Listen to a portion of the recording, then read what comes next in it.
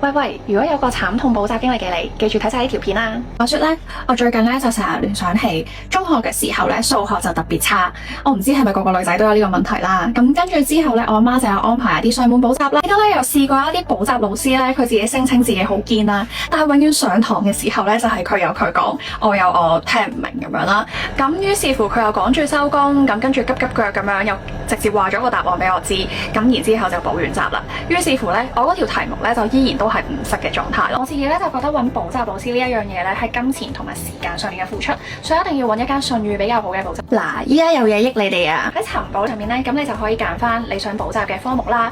佢係由幼稚園到國際試都有噶。揀完之後咧，就可以揀翻想喺 Zoom 度上堂定係面對面上堂。如果係揀面對面嘅話咧，你仲可以揀翻邊一個地址係比較近你添。價錢方面咧都相當合理噶。揀咗你心水嘅老師之後咧，跟住你仲可以睇埋佢嘅學歷啦、DSE 成績啦，同埋佢嘅補習經驗係有幾多添。另外咧，你都可以睇翻佢可以上堂嘅日期同埋時間。另外都知道有家長會擔心學歷造假呢個問題，咁喺尋寶上面咧，佢都會要求補習老師去上傳翻佢嘅學歷資料，去 verify 翻佢係真定係假嘅。咁所以大家都可以放心喺呢個眼老師。如果有補習需要嘅你哋，快啲去尋寶揀翻適合你哋嘅補習老師啦。